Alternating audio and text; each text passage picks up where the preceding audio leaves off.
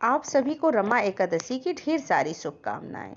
ओम नमो भगवते वासुदेवाय नमः। जय श्रीमन नारायण। आइए सुनते हैं ग्यारस माता की कथा। प्रेम से बोलिए विष्णु भगवान की जय हो। एक गांव में एक धोबिन रहती थी। उसके 2 बच्चे थे। धोबिन बहुत दुख से अपने बच्चों का पालन पोषण किया करती थी। धोबिन हर रोज छोटे छोटे बांस की टोकरियों को बेचा करती थी, जिससे जितना धन मिलता उसी से उसके बच्चों का पालन पोषण होता था। एक दिन के बाद जब धोबिन सुबह सुबह बांस की टोकरियां लेकर रास्ते में जा रही थी, तभी उसके कानों में ग्यारस माता की कथा सुनाई देती है और उसे कथा बहुत अच्छी लगती है। तभी धोबिन को दिखाई पड़ता है कि बहुत सारी स्त्रियां ग्यारस माता का पूजन कर रही हैं, कथा सुन रही हैं। तभी धोबिन दूर से बैठकर हाथ जोड़कर ग्यारस माता की कथा सुन रही थी। जब ग्यारस माता की कथा समाप्त हुई तो धोबिन मन ही मन ग्यारस माता से हाथ जोड़कर प्रार्थना करती है कि हे ग्यारस माता, अगर मेरी यह सूप और बांस की टोकरियां बिक जाएंगी तो मैं भी आपका व्रत बड़ी धूमधाम से करूंगी। इतना प्रार्थना करके धोबिन वहां से जाने लगी। तभी सारी बहनों में से एक बहन बोली धोबिन को पुकार कर उसे प्रसाद देती है, और धोबिन जैसे ही प्रसाद खाती है वैसे ही सारी की सारी बहनें मिलकर उसकी टोकरियों को खरीद लेती हैं। अब तो धोबिन मन में संकल्प कर लिया कि मैं ग्यारस माता का व्रत अवश्य ही करूंगी, और तुरंत बहनों के पास जाकर कहने लगी कि बहन, क्या मुझे आप ग्यारस माता की व्रत की विधि बताएंगी? सारी बहनें मिलकर कहती हैं कि हाँ हाँ, क्यों नहीं बतलाऊंगी। तब धोबिन कहती है कि ठीक है बहन, कल मेरे घर आ जाइएगा, मुझे ग्यारस माता का व्रत विधि बतला के चली जाइएगा। तब सारी बहनों ने कहा कि मैंने इसमें पूजन की सामग्री का लिस्ट बना दिया है, ये सारी सामग्री लेकर तुम अपने घर जाओ, हम अगले ग्यारस को तुम्हारे घर जरूर आएंगे, ग्यारस माता का पूजन विधि कथा भी सुना देंगे। जैसे ही सुबह हुई, धोबिन अपने घर की साफ सफाई अच्छे से करती है और सारे पूजन सामग्री इकट्ठा करके वहीं पर बैठकर इंतजार करती है कि अब सारी बहनें आएंगी, ग्यारस माता की व्रत विधि बतलाएंगी। लेकिन ऐसा कुछ हुआ ही नहीं, बहनें उनके घर आई ही नहीं, क्योंकि वह धोबिन जात की थी। अब धोबिन की श्रद्धा भक्ति से देखकर ग्यारस माता को धोबिन पर बड़ी दया आती है। ग्यारस माता बूढ़ी माई का वेश धारण करके धोबिन के घर के बाहर आकर पुकारती हैं कि कोई है। तभी धोबिन बाहर निकलती है और बूढ़ी माई के पास आती है और कहती है कि माँ, कहिए कैसे आना हुआ। तब धोबिन की बातें सुनकर वेश रूपी ग्यारस माता कहने लगी, बेटी, मैं अपना आना बाद में बतलाऊंगी, पहले तुम यह बतलाओ कि तुम इतनी परेशान क्यों हो, क्या कारण है, मुझे बताओ ना। तब धोबिन बूढ़ी माई को अपने घर के अंदर प्रवेश कराती है और कहती है कि माँ देखिए, कल मैं सुबह के समय जब बाजार में सूप और टोकरियां बेचने जा रही थी, तभी मुझे ग्यारस माता की कहानी सुनाई दी। कथा मुझे बहुत अच्छी लगी और उसके प्रसाद ग्रहण करते करते सूप और टोकरियां सारे बिक गए। तभी मैंने संकल्प किया कि ग्यारस माता का व्रत विधि मैं जरूर करूंगी। मुझे ग्यारस माता का व्रत विधि नहीं आती है, इस कारण मैंने बहनों को कहा था कि कल मेरे घर आ जाना, ग्यारस माता की व्रत विधि कथा मुझे बता देना। उन सब ने कहा कि मैं तेरे घर आऊंगी, शायद मैं छोटी जात की हूँ ना, इसीलिए वो नहीं आई, तो कैसे पूजा करूं, माँ आप ही बताइए। धोबिन की बात सुनकर बूढ़ी माई कहने लगी, बस इतनी छोटी सी बात है, चलो मैं तुमको बतला देती हूँ। तुम्हें कुछ नहीं करना है, बस इतना करना है कि तुम्हें जैसा भी आता है वैसे ही ग्यारस माता का नाम लेकर पूजा कर लो, और कथा मैं सुना दूंगी। नियम से व्रत पूजन और ग्यारस माता की बूढ़ी माई ने वेश रूपी अपनी कथा सुनाई, और उधर सारी बहनों को ग्यारस माता के कोप से शरीर में खुजली होने लगी। अब सारी बहनें पूरी तरह से परेशान हो गई थी। तभी वेश रूपी माता माई ने सारी बहनों के घर गई और कहती हैं कि कोई घर पर है। तभी उन सारी बहनों में से एक बहन घर के बाहर आती है और हाथ जोड़कर कहती है, माई आप कैसे आई हो, आपके लिए मैं क्या करूं, अभी मेरी तबीयत बहुत खराब चल रही, पता नहीं अचानक से क्या हो गया। माता वेश रूपी बूढ़ी माई कहने लगी, जाओ तुम सारी बहनों, जाकर उस धोबिन के घर पर धोबिन से हाथ जोड़कर माफी मांगो, तुम्हारी सारी परेशानियां ठीक हो जाएगी। सारी बहनों ने जल्दी से धोबिन के घर गई और वहां जाकर धोबिन से हाथ जोड़कर प्रार्थना की, धोबिन मुझे माफ कर दो, हम सब ऐसी गलती कभी भी नहीं करेंगे। अमीर हो या गरीब, धोबिन हो या चमार, जिसके घर में भी पूजा होगी हम सभी के घर जाएंगे, हमें माफ कर दो। धोबिन ने सबको माफ कर दिया और ग्यारस के दिन विधि पूर्वक ग्यारस माता का व्रत करने लगी। इसके फलस्वरूप धोबिन के घर में अन्न धन का भंडार भर गया। धोबिन की झोपड़ी महल में बदल गई और धोबिन और उसके बच्चे सुखी जीवन व्यतीत करने लगे। सभी प्रेम से बोलिए ग्यारस माता की जय हो, विष्णु भगवान की जय हो। ओम नमो भगवते वासुदेवाय नमः। जय श्रीमन नारायण। आइए सुनते हैं ग्यारस माता की दूसरी कथा। किसी नगर में एक बूढ़ा ब्राह्मण रहता था। उसका एक बेटा था और उसकी पत्नी का पहले ही स्वर्गवास हो चुका था। उसने बड़े दुख सहते हुए अकेले ही अपने बेटे का पालन पोषण किया और ब्राह्मण बचपन से ही ग्यारस का व्रत करता था। जब उसका पुत्र बड़ा हुआ, संस्कारी लड़की देखकर ब्राह्मण ने उसका विवाह कर दिया। ग्यारस का दिन आया। अब ब्राह्मण ने बहू से कहा, मैं ग्यारस का व्रत करता हूँ, तुम आज साफ सफाई करके चाय बना देना। मैं ग्यारस के दिन सिर्फ चाय ही पीता हूँ, बाकी मैं आज कुछ नहीं खाऊंगा। बहू ने ब्राह्मण के कहे अनुसार साफ सफाई की। दूसरी ओर ससुर ने नहा धोकर पूजा की और कथा सुनी। जब बहू चाय बनाने लगी, इतने में एक पड़ोसन आ गई। वह बोली, मैं तो यह सोच कर आई थी कि पड़ोस में नई बहू आई है, जाकर देखती हूँ क्या कर रही है। पर यह क्या, तुम तो सुबह सुबह काम में लग गई। पड़ोसन की बात सुनकर बहू ने बोला, आइए बैठिए, मैं पिताजी के लिए चाय बना रही हूँ, आज उनका ग्यारस का व्रत है। यह सुनकर पड़ोसन वापस चली गई। फिर वह पड़ोसन 1 बजे फिर आई और फिर बोली, बहू रानी क्या कर रही हो। बहू ने बोला, चाय बना रही हूँ। उसने पूछा, तुम्हारे ससुर कहाँ हैं। तो बहू बोली, पिताजी सामने वाले कमरे में बैठे हैं। वह कुछ सोचकर वापस अपने घर चली गई। वह पड़ोसन 8 बजे फिर दोबारा आई और फिर पूछा, बहू क्या कर रही हो। बहू ने बोला, चाय बना रही हूँ। पड़ोसन बोली, तुम सारा दिन चाय ही बनाती रहती हो, उसको चुगली करने का कोई मौका नहीं मिल रहा था। तो ठीक है, मैं कल फिर आऊंगी। यह कहकर पड़ोसन फिर चली गई। अगले दिन वह पड़ोसन दोबारा आई। बोली, बहू बहू रानी तुम क्या कर रही हो। बहू रानी बोली, कुछ नहीं, घर का काम कर रही हूँ। तो वह पड़ोसन बोली, कल 3 बार आई और तीनों बार बात करने का मौका नहीं मिला। यह तुम्हारा ससुर क्या ग्यारस का व्रत करता है। सारा दिन तुम चाय ही बनाती रहती हो, चीनी पत्ती दूध का खर्चा भी कुछ होता है।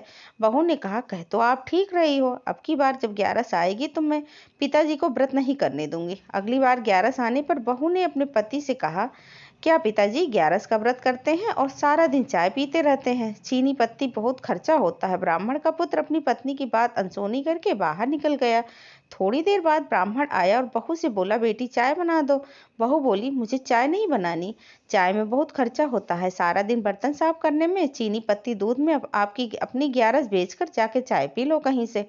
बहू की बातें सुनकर ब्राह्मण बहुत निराश हुआ। उसको बहुत कष्ट हुआ। वह बहुत दुख सहकर अपने पुत्र का पालन पोषण किया था। अब इस बेटे की बहू से यह जवाब मिलेगा, ऐसे ही दुखी मन से वह ब्राह्मण ग्यारस बेचने के लिए चल दिया। नगर में घूमते घूमते ग्यारस माता पर भरोसा करके वह बोलता रहा, कोई मेरी ग्यारस ले लो, कोई मेरी ग्यारस ले लो। रानी महल में अपने छत पर खड़ी थी।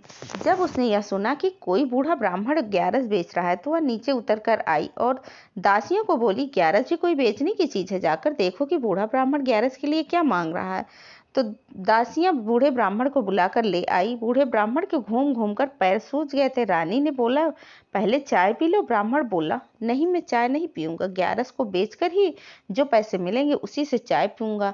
रानी ने बोला, ग्यारस भी कोई बेचने की चीज है। पर ब्राह्मण अड़ा रहा और कहने लगा, मैं तो ग्यारस बेचूंगा। तब रानी ने राजा को बुलाया और बताया कि बूढ़ा ब्राह्मण ग्यारस बेच रहा है, यह ब्राह्मण बहुत दुखी है, आपसे मेरी यही प्रार्थना है कि इसकी ग्यारस खरीद लो। तो राजा ने कहा, ठीक है, मैं तुम्हारी ग्यारस खरीद लूंगा। जब राजा ने ऐसा कहा तो सारी नगरी में ढिढोरा पिट गया। राजा रानी एक ब्राह्मण से ग्यारस खरीद रहे हैं। सभी लोग राजा के महल की तरफ जाने लगे। बूढ़े ब्राह्मण की बहू को भी पता लगा तो वो कोई ग्यारस बेच रहा है, तो वह सोचने लगी, या तो मेरा ही ससुर होगा जो ग्यारस बेच रहा है। वह भी भागी भागी महल की ओर गई और रानी ने पूछा कि ब्राह्मण देवता, तुम ग्यारस के बदले क्या लोगे। ब्राह्मण बोला, एक तराजू ले आओ, एक पलड़े में मैं बैठूंगा और दूसरे पलड़े में कुछ मूल्यवान चीज रखो। तो सेवक तराजू लेकर आए। एक तरफ ब्राह्मण बैठ गया, दूसरी तरफ राजा ने चांदी सोने के सिक्के रखवा दिए। खूब सारे सिक्के रखे गए, पलड़ा हिला भी नहीं। राजकोष से सारा धन मंगवाया, वह सारा धन रखने के बाद भी पलड़ा नहीं हिला। तब फिर राजा ने अपने गहने अंगूठी सब कुछ उतार कर पलड़े में रख दिया, पलड़ा फिर भी नहीं हिला। राजा ने अपने मुकुट को भी उतार दिया और रानियों ने के जेवर भी रखवा दिए, तब भी पलड़ा नहीं हिला। यह देखकर राजा ब्राह्मण के पैरों में गिर पड़ा और बोला, हे ग्यारस माता, तुम अपनी माया को समेट लो, इसकी ग्यारस इसी के पास रहने दो, मैं इस ब्राह्मण को धन ऐसे ही दे दूंगा। यह सब देखकर बहू भी ससुर के पैरों में गिर पड़ी और कहने लगी, पिताजी जो गलती हुई मुझे माफ कर देना, मैं तो किसी की सिखाई हुई में आ गई थी, ऐसा करने लगी थी। आज के बाद ऐसी कोई गलती नहीं करूंगी, चलो अपने घर चलो। तो राजा ने खूब सारा धन देकर उनको विदा कर दिया। जब बहू घर आई तो देखा कि घर में मौज ही मौज है। ब्राह्मण का घर ग्यारस माता की कृपा से और राजा के दिए हुए धन दौलत से चमचमा रहा था। हे ग्यारस माता, जैसे आपने ब्राह्मण पर अपनी कृपा दृष्टि बनाई, वैसे ही अपने सभी भक्तों पर अपनी कृपा दृष्टि बनाए रखना। प्रेम से बोलिए ग्यारस माता की जय हो, विष्णु भगवान की जय हो। एक नगर में दो भाई बहन रहते थे। बहन ग्यारस माता का व्रत करती थी। उसके माता पिता गरीब थे और उसका एक छोटा भाई भी था। जब भी बहन मंदिर जाती तो भाई भी जिद करके उसके साथ मंदिर जाया करता था। ग्यारस माता ने बहन की परीक्षा लेनी चाहिए। एक दिन ग्यारस माता बुढ़िया का रूप धरकर मंदिर में आई और सोने थाली के मगज के लड्डू देने लगी तो बहन ने मना कर दिया और बोली, मेरा तो आज ग्यारस माता का व्रत है, मैं तो आज कुछ नहीं खाऊंगी। पर भाई ने लड्डू देखकर कहा, बहन लड्डू ले लो और सोने की थाली लेने से हमारी गरीबी कुछ कम हो जाएगी। परंतु बहन ने भाई की बात नहीं मानी और बोली कि भाई आज तो मेरा एकादशी का व्रत है, फिर मैं यह कैसे ले सकती हूँ। बहन घर जाने के लिए भाई का हाथ पकड़कर निकल गई। भाई ने कहा, आज तुझे माँ से जाकर जरूर कहूंगा। दोनों भाई बहन घर पहुंच गए। भाई जाकर के अपनी माँ से कहने लगा, माँ आज मंदिर में एक बुढ़िया माँ मिली थी जो बहन को सोने की थाली और लड्डू दे रही थी, परंतु इस बहन ने लिया ही नहीं।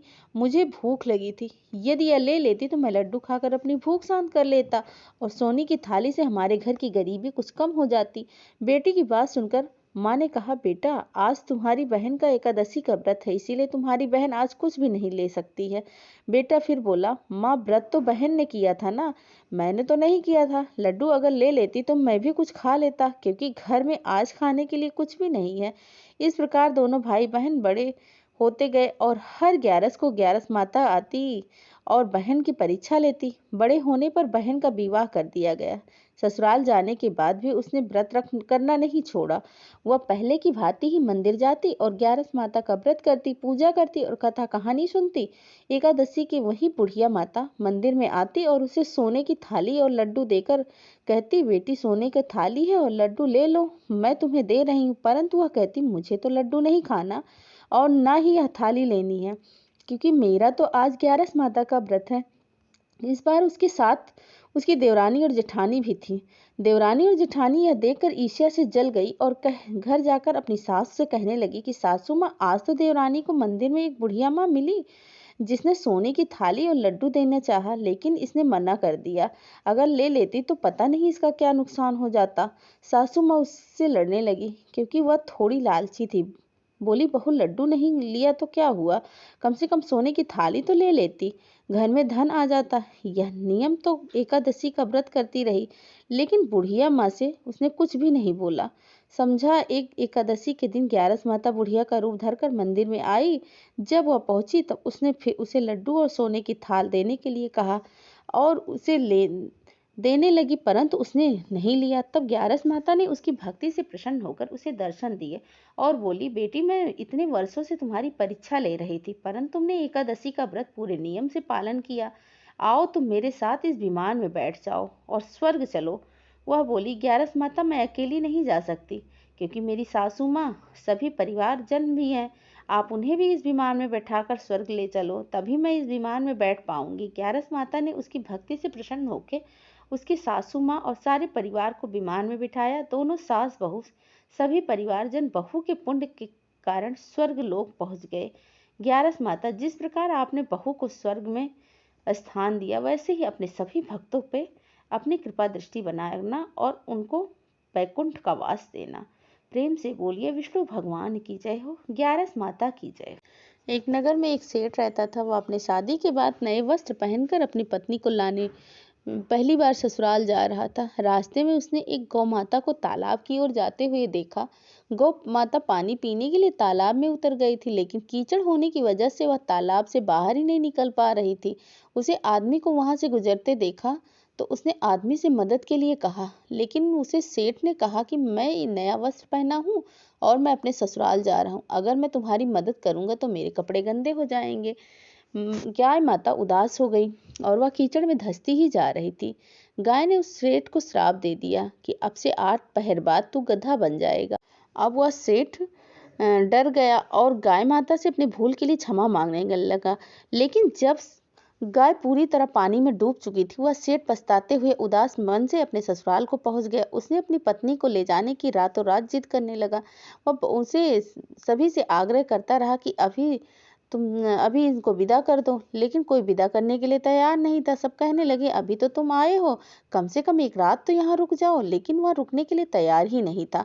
तब उसकी पत्नी ने कहा कि जब सभी लोग कह रहे हैं तो तुम रुक जाओ। तब अपनी पत्नी से उसने श्राप वाली सारी बात बताई। पत्नी भी उसी वक्त अपने मायके से लेकर पति को चल पड़ी। 8 पहर बाद वह आदमी गधा बन गया और पूरा दिन घर में पड़ा रहता था। दिनों दिन घर में खाने पीने की लाले पड़ गए।